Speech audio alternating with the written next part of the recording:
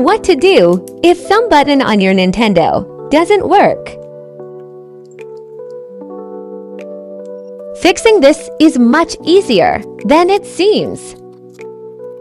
Firstly, unscrew the bottom. Unscrew the motherboard. Disconnect every flexible cable. Carefully peel off the membrane.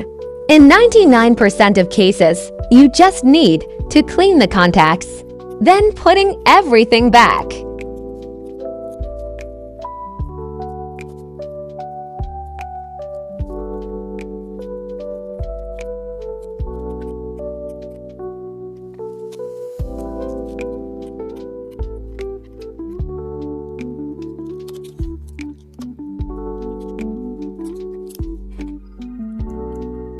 Congratulations! The button works fine.